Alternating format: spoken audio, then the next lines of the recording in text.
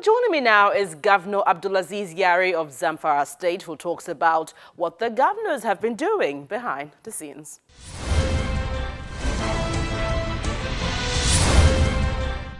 Governor Abdulaziz Yari, you're welcome to Dateline Abuja. Thank you. Well, let's begin with the governors being assembled at the instance of the president to discuss some developmental issues. Let's understand what those issues actually were. There are so many development agencies that are partner with the federal government, and there are also federal agencies that need to collaborate with the states, more especially on the issue of infrastructure development, on the issue of revenue, and so on and so forth. So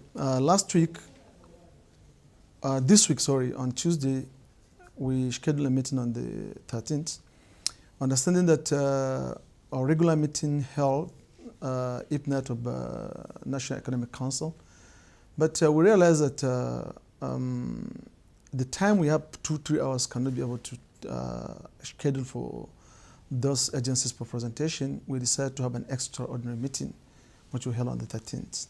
And we took NMPC, Ministry of Health, and also in collaboration with the World Bank, and also we took United Nations Population Funds. They all give us presentation, and most of it kind wants to Nigerians and to all of us. Issue of NNPC that became a talk of today. The MD did a presentation, and he shows what he's trying to do to make a difference with the SNNPC of yesterday, and eventually he hoped that with what he has in place, the NNPC will become a perpetual venture to the federal government, which has never been in the past. So he gave us a rundown on difficulties and challenges and where he needed our support to make sure that the reform he's trying to bring up see the scale through. So what sort of help do you want to offer? For instance, when you're talking of issue, we need to understand this issue of the issue of issue of subsidy. It's a difficult issue that is engulfing huge trillions of naira. And in the other hand, an ordinary man, it seems to be like the beneficiary. But if you look at it, if you put you look inward and outward, it's not equal. What is being spent and what is going on in the real subsidy regime. What do you mean what's been spent? For instance. Is that above? For instance, now, each and every liter you are taking in your car, you are being subsidized with 53 naira. 53 naira. You in Abuja here. But you look at ordinary man who has no even a bicycle, that 53 naira has an impact to him. You get the point. For instance, if you're taking 100 liters a day or in a week, you are being subsidized with about 5,000. If you're taking maybe 200 liters in a month, you are being subsidized with 10,000. That 10,000, if it's used properly to an ordinary man down there, is going to adjust his life immensely. So therefore, we are trying to look at, he make a presentation, what he's trying to do and how this issue of, issue of subsidy he's trying to have a new look. And at the same time, our long outstanding problem of refineries that are not working. Actually, now some of them are working, and he's explained to us that he's targeting to see by December, January, all of them are working to 80% capacity, which if that succeeded, it will represent about 50% of our refined product. So therefore, we need only 50% of it. So therefore, we're making a huge progress. And also at the same time, many questions will come up about, okay, the refining cost, which you say is going to be better than what we are experiencing now. SWAF giving crude oil, taking a product, the way with the refinery will work, actually is going to be better off than that what we are experiencing today. And at the same time, when we came to the issue of revenue, we had the issue of, okay, we have seen in the channels television that in form of adverts or reports that what is being spent to the joint venture cash call is much, much, much higher, in higher number than that of what is being given to the Federation account for the purpose of development and social economy. So therefore, we caution that, and he gave reason, and they are working on it to ensure that we have gotten adjustment to that area, to that end.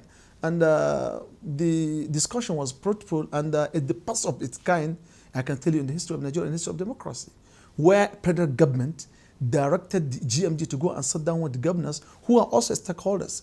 Because whatever NNPC produce, 48% goes to states and local government. 52, that means by implication, we are 45% owners. But there were no time even we invited GM to come and explain what is happening in NNPC, because we are banned and we are not partners to that effect. So now we can see the kind of transparency in the government and in clear intention that what is for you and no hidden agenda. You see, in spite of efforts that might be put in place to help NNPC get, help crude oil, help nations' resources in any way, we must look at diversifying. How is the state going to help? Since the inception of this government, we have been talking round the table, meeting day and night. How can we be able to diversify in our economy, more especially in the area of agriculture? For instance, reports submitted by the Prime Minister of Agriculture in rice, we are consuming 5 million metric tons per annum. And we have the capacity to produce 10 million tons.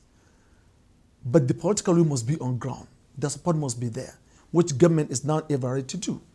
And then the state government are trying to give a level playing ground to collaborate with the federal government for some guarantees for the farmers, for their product. When they produce, definitely they are going to be absorbed out of their hands. Because the trouble that we do experience in the past, why we cannot diversify, even in the agriculture that we inherited a long time ago, because this country has been existing under agriculture to fund the economic, to fund the social, and to fund the government spending in the past.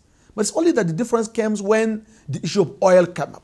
So we abandoned all, our cocoa, our timber, our cotton, our groundnut, etc. So now that era has passed. What about infrastructure? The infrastructure development must come, we must go simultaneously.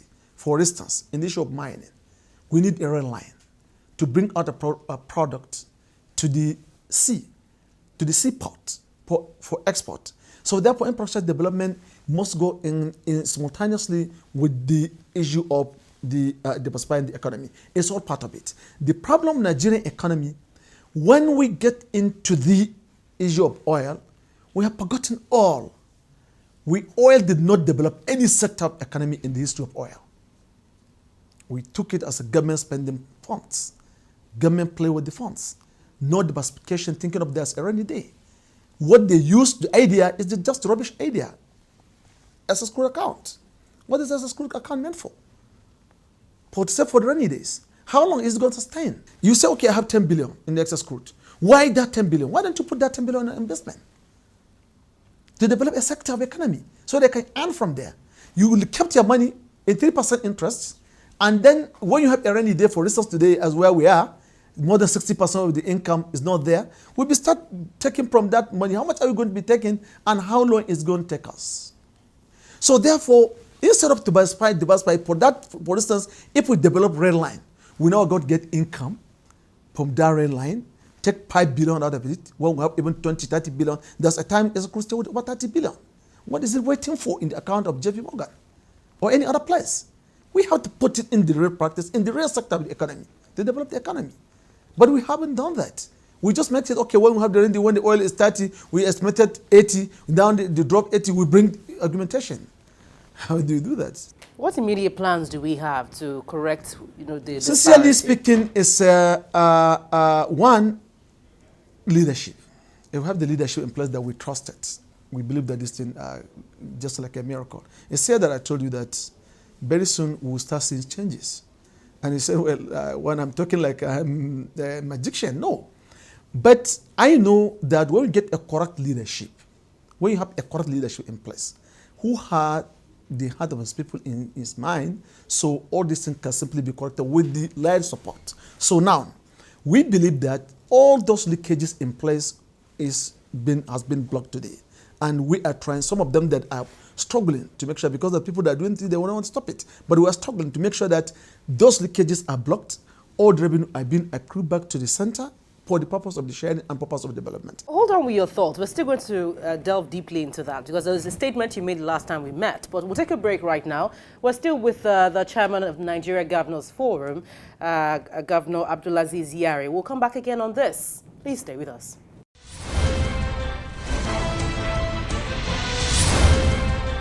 For me, it's a very laudable one because for the first time, we're having an opportunity to create an input at the formulation levels, which will truly begin to see our interests being encapsulated at the end of the day.